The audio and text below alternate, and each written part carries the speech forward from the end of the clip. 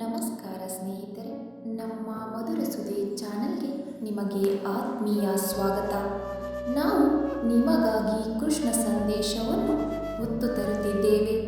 ಇಂದಿನ ಕೃಷ್ಣ ಸಂದೇಶವನ್ನು ನೋಡುವ ಮೊದಲು ಯಾರೆಲ್ಲ ನಮ್ಮ ಚಾನಲನ್ನು ಹೊಸದಾಗಿ ವೀಕ್ಷಿಸುತ್ತಿದ್ದೀರಿ, ನಮ್ಮ ಚಾನಲನ್ನು ಸಬ್ಸ್ಕ್ರೈಬ್ ಮಾಡಿಕೊಳ್ಳಿ. ಹಾಗೆಯೇ ಬೆಲ್ ಬಟನ್ ಒತ್ತುವ ಮೂಲಕ ನೋಟಿಫೈ ಆಗಿರಿ. ಇಂದಿನ ಕೃಷ್ಣ ಸಂದೇಶ: ಪದೇ ಪದೇ ಕಷ್ಟಗಳು ನಿಮಗೆ ಬರುತ್ತಿವೆ ಅಂದರೆ ನಿನ್ನ ಹಣೆಬರಹ ಸರಿ ಇಲ್ಲ ಅಂತ ಅಲ್ಲ. ಮುಂದೆ ನಿನಗೋಸ್ಕರ ತುಂಬ ಒಳ್ಳೆಯ ದಿನಗಳು ಕಾಯುತ್ತಿವೆ ಎಂದರ್ಥ. ಹಾಗಾಗಿ ತಾಳ್ಮೆಯಿಂದ ಕಾಯಬೇಕು. ಜೀವನದಲ್ಲಿ ನೀನು ಎಂದೂ ಯಾರಿಗೂ ಮಾಡಿದ ಒಂದು ಉಪಕಾರ ಯಾವತ್ತೂ ವ್ಯರ್ಥವಾಗುವುದಿಲ್ಲ.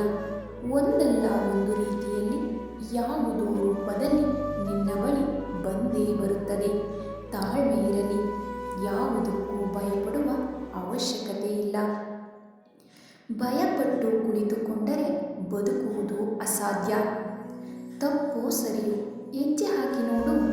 ಗೆದ್ದರೆ ಮುಂದಕ್ಕೆ ನಡೆಸುತ್ತದೆ, ಸೋತರೆ ಮುಂದೆ ನೀನು ಏನು ಮಾಡಬೇಕೆಂಬುದನ್ನು ತಿಳಿಸುತ್ತದೆ.